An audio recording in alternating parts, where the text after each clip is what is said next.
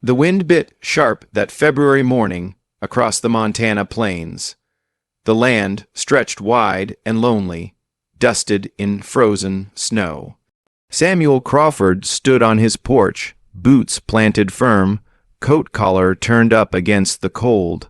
In his hand, an old pocket watch ticked steady. 6:47. The stagecoach was late. The Crawford ranch rose behind him. 2 stories of solid timber and silence. A house with good bones and empty rooms. For 3 long years, Samuel had lived in that silence. 3 years since Sarah died giving birth. 3 years of cooking for one, talking to horses, and forgetting what another person's voice sounded like across the breakfast table. The idea of a mail-order marriage had started as something practical. He wasn't a man for courting. He wanted company, not heartbreak. A woman needed safety. He needed someone to share the quiet. It wasn't supposed to be complicated. But as the stagecoach wheels appeared in the distance, dust rising on the frozen ground, something twisted in his chest.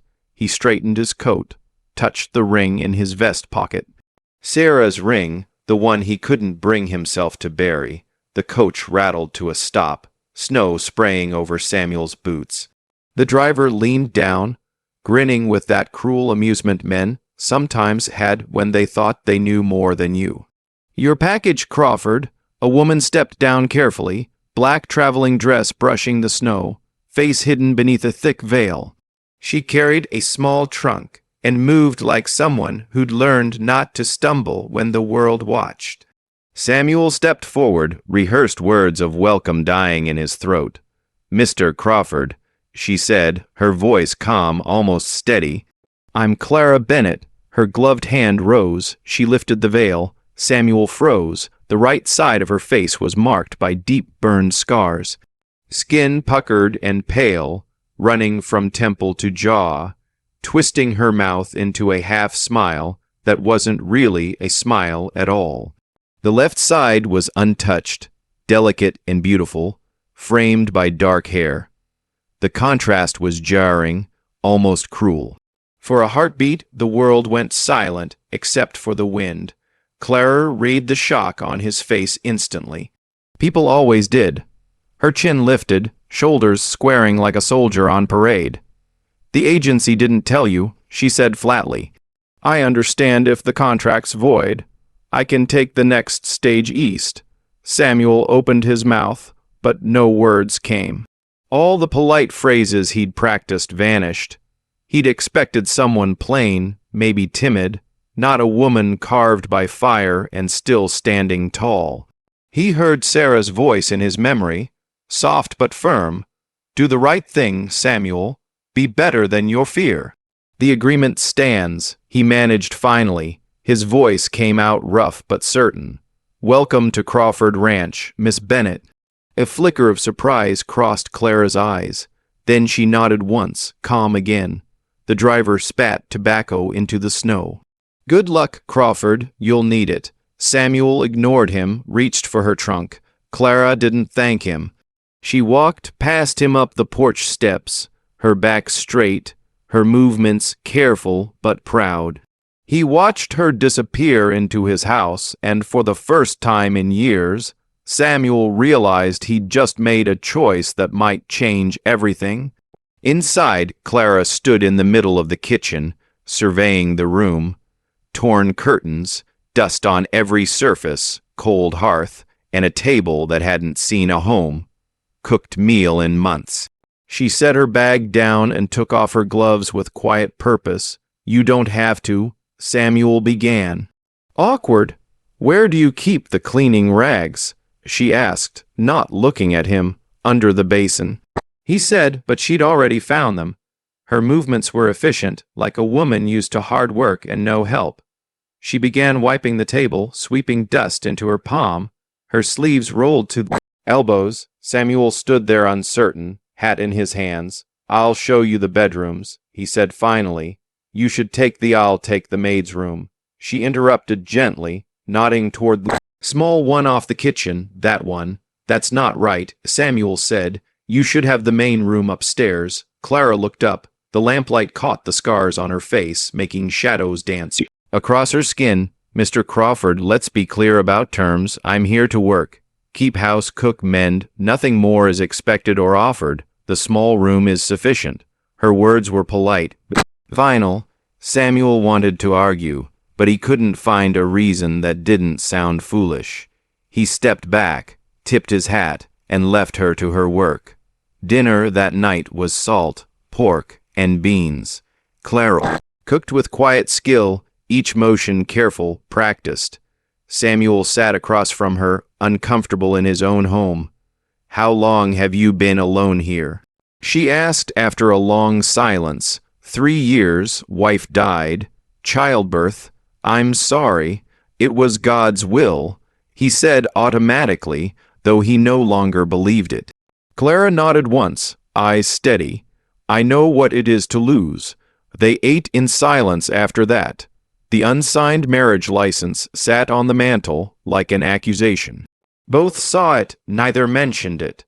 When the dishes were done, Samuel went to the barn to check the horses that didn't need checking. When he returned, Clara's door was closed, a faint light glowing under it. He paused, listening.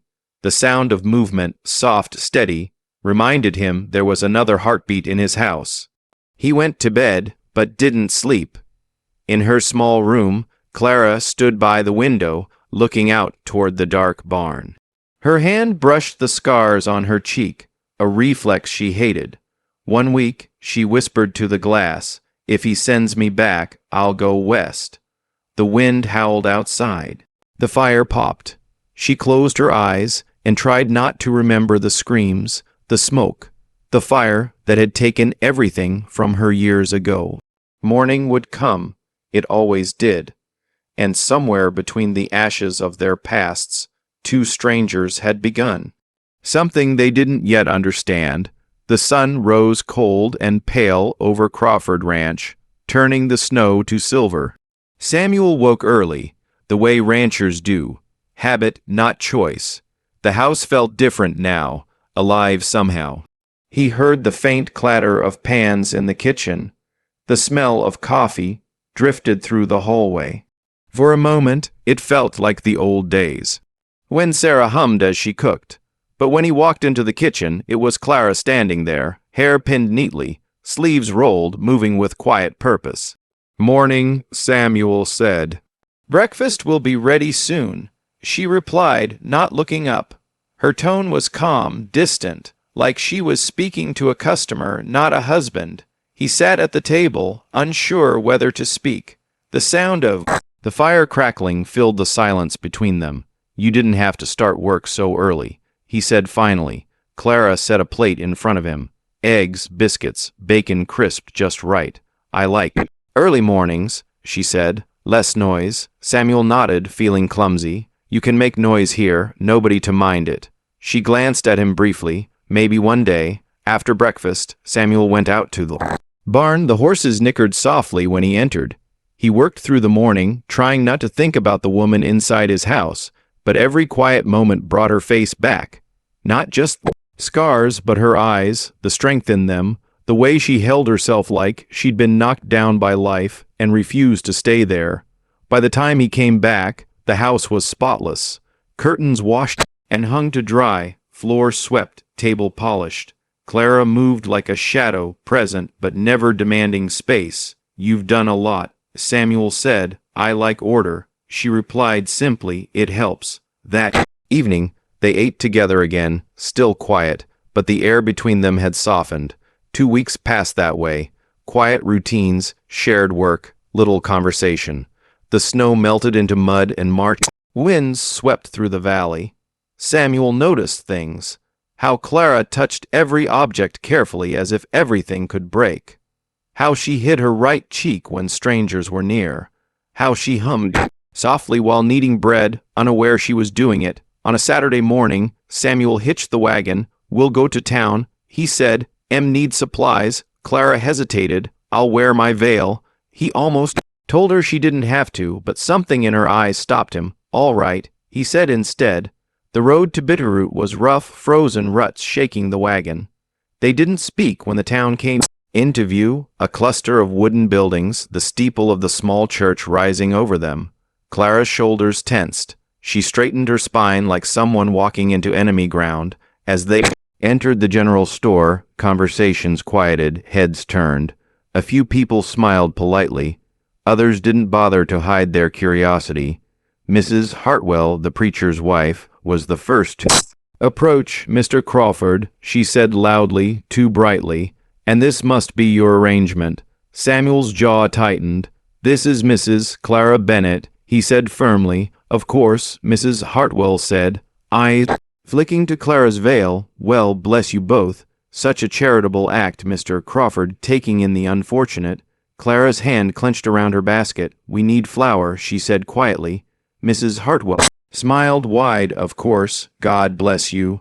As they moved through the aisles, Clara kept her head down. The whispers followed, soft, cutting things that sliced deep. Anyway, Samuel felt heat rise in his chest. When they stepped outside, Marcus Dalton was leaning against the post, grinning. He owned the Triple D Ranch, the biggest spread in the county, and he carried his arrogance like a badge. "Well, I'll be," he drawled. Crawford finally bought himself a wife. Didn't know they offered discounts for damaged goods. Samuel froze. Dalton's smirk widened. Clara lifted her head slowly. "Mr. Dalton," she said evenly, "I've heard worse from better men." Dalton laughed, sharp tongue for a charity case. Before Samuel could speak, Clara picked up a sack of flour herself and carried it to the wagon. Her back was straight, her steps steady. Samuel loaded the rest in silence. Dalton's laughter echoed after them. On the road home, the silence between them felt heavy. Samuel's hand gripped the reins so tight, his knuckles turned white. Clara stared at the horizon. "You don't owe me defense, Mr. Crawford," she said finally. "Maybe I owe myself one," he answered, his voice low. She looked at him, then really looked. Her eyes softened just a little. That night, Samuel sat at the kitchen table long after Clara went to bed. The marriage license still sat on the mantel, unsigned, waiting. He stared at it, thinking about Dalton's words, Mrs. Hartwell's false pity, the way Clara had faced them both without flinching. He thought about Sarah, about what she'd tell him if she could be better than your fear. He stood, took the pen, and signed his name. The next morning, Clara found the license waiting on the table, his signature already dry. She looked at him, eyes uncertain. "Why now?" Samuel's voice was quiet. "Because I keep my promises." Her hand trembled as she signed beside his name, Clara Bennett Crawford. The contract was sealed, but what neither of them knew was that a paper promise was just the beginning. Weeks passed, and slowly something began to grow between them. Not love, not yet, but something gentler, respect perhaps, understanding. The house began to change under Clara's care. Curtains mended, floors polished, the smell of baking bread filling the air.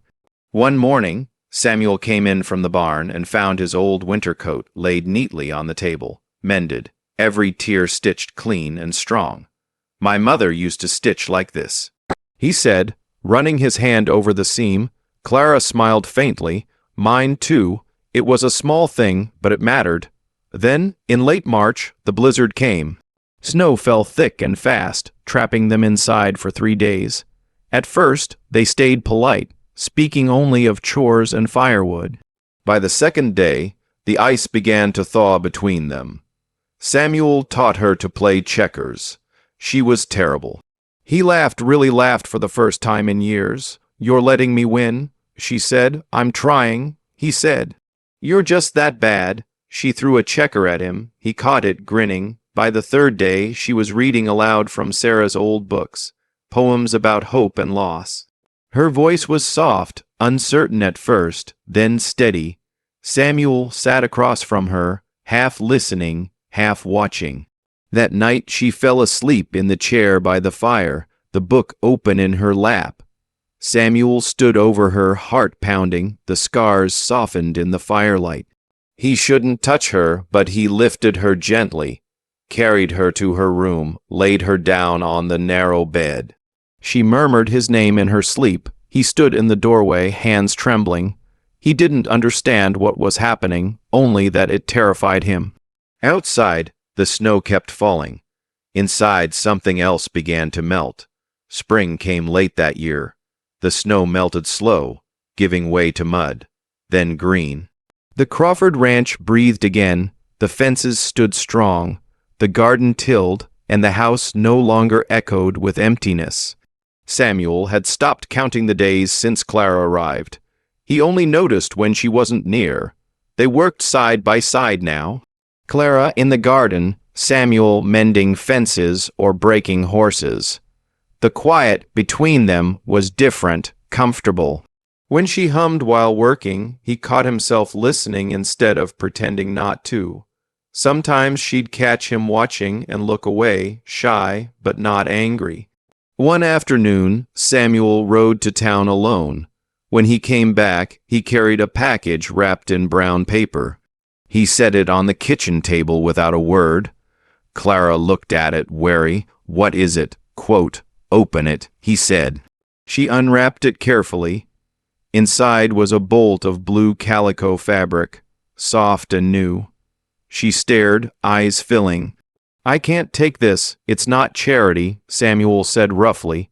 "You deserve something pretty." Her hands trembled as she touched the fabric. She hadn't owned anything new in years. "Thank you," she whispered. That night, she stayed up late, cutting pattern pieces by lamplight. Samuel pretended to read, mostly just watched her. The house glowed warm, full. A few evenings later, they sat on the porch, watching the sun go down. The sky burned orange and purple, and the air smelled like wet soil and new life. Clara sewed while Samuel carved a piece of wood. She leaned her shoulder against his just slightly, testing. Samuel went still, breath caught. She didn't move away. He turned slowly and lifted his hand toward her face. His fingers brushed her jaw, tracing the line where the scar met smooth skin. Clara's breath caught, but she didn't flinch. Their eyes met, hers dark and afraid, but filled with something fragile, something that looked a little like hope. He leaned closer, then he hesitated. Sarah's voice rose in his mind like a ghost. "What if you fail her like you failed me?" Clara felt the hesitation, the cold space between them. She drew back. "It's late," she said quietly. "Good night, Samuel." Her voice cracked on his name. It was the first time she'd used it, and it sounded like goodbye. She disappeared inside, and the door closed softly behind her. Samuel sat on the porch until the stars came out, hating himself for his weakness. Inside, Clara pressed her face into the pillow and wept silently. The moment had been perfect until fear ruined it. By morning, distance had returned. Their words became careful again, polite. The blue fabric she'd started sewing lay untouched on the table. A few days later, they went to town for supplies. Clara waited by the wagon while Samuel went inside the general store. Around the corner, she heard voices, Mrs. Hartwell and two other women. "That poor Mr. Crawford," one whispered. "Trapped in a marriage of pity. They say she still sleeps in the maid's room. It's shameful," another said. "He deserves better." Clara stood frozen, breath shallow. She turned away before they saw her, climbed into the wagon, and waited. When Samuel returned, she was pale. "You all right?" he asked. "Fine," she said tightly. "Let's go home." The ride back was silent. That night, she barely spoke. The next morning, Samuel was out branding cattle when Marcus Dalton rode up to the ranch house. Clara opened the door, flour on her apron, and froze when she saw him. Dalton smiled his mean smile. "Mrs. Crawford," he drawled, tipping his hat. "Mind if I speak plain?" "Speak," she said, "and then leave." He held up an envelope, $500, enough to start over somewhere east. "Crawford deserves a real wife, you know it." "I know it. Take the money. Make it easier on everyone." Clara's hands shook. "Get off this property." Dalton leaned closer. He didn't defend you in town. You saw that. He's ashamed. That tells you everything. He dropped the envelope on the porch rail and rode away. When Samuel returned that evening, Claire was packing her trunk. "What are you doing?" he asked, stunned. "Do you regret it?" she said quietly. "Marrying me?" He stared at her, exhausted from the day. Dust in his lungs, mind fogged. "It's complicated." Her expression hardened. "Then I'll make it simple. I'll leave." He hesitated. "Maybe that's best." The words were wrong, so wrong, but they slipped out before he could stop them. Clara froze, then nodded once. "I'll be out by morning." She kept her back to him as she packed. He stood in the doorway, wanting to speak, but pride and fear sealed his throat. Finally, he turned and walked out to the barn. At dawn, Clara walked down the dirt road toward town, small trunk on her shoulder. The house behind her looked silent again, empty. Samuel watched from the window as she grew smaller, then disappeared. On the kitchen table, he found the blue fabric. Beneath it, a note written in careful script. "Thank you for trying to be kind. I'm sorry I wasn't enough." He read it once, then crumpled it in his fist. For 3 days, the house was quiet again, too quiet. He stopped shaving, stopped eating. The air inside felt heavy, dead. On the 4th day, he rode to Sarah's grave. Rain soaked his coat as he knelt in the mud. "I thought if I didn't love again, I couldn't lose again," he said aloud. "But I lost her anyway. And maybe I lost you too." The rain fell harder. "I've been alive in body and dead in heart. I don't want to live that way anymore." That night, old Moses, his ranch hand, found him drunk in the barn. "You're a fool, boy," Moses said. "That woman looked at you like you hung the moon and you let her walk." Samuel's head dropped. "I was scared. Sarah would have boxed your ears for that." Moses barked. "You failed once. Fine. But letting Clara go, that's failure. You still got time to fix." Samuel looked up slowly. The truth in Moses's voice burned through the haze. He stood, sobered, ready. By Sunday morning, he rode into town, cleaned up, hat in hand, heart pounding. Church bells rang. Inside, the preacher was mid-sermon when Samuel pushed through the doors, heads turned. Whispers filled the air. Clara was sitting in the back pew, hands folded tight. When she saw him, she froze. Samuel walked down the aisle, boots echoing on the wood floor. The town watched in silence. He stopped before her. "Clara Bennett Crawford," he said, voice strong and clear. "I'm a coward and a fool." She stared at him, eyes wide, tears brimming. "I was scared to love again, scared I'd fail you like I failed Sarah. But I don't regret a single day since you stepped off that stage, coach. You made my house a home. You made me remember I'm alive." He turned to face the crowd. "Judge her scars and judge mine first. I've been walking dead for 3 years. She's the bravest soul I've ever known." The church went silent. Even Dalton's smirk faltered. Samuel turned back to Clara. "I let you go once. I won't do it again. Come home, not as duty, not as contract, but as the woman I love." Tears rolled down her cheeks. "You hurt me, Samuel." "I know," he said, "and I'll spend the rest of my life making it right."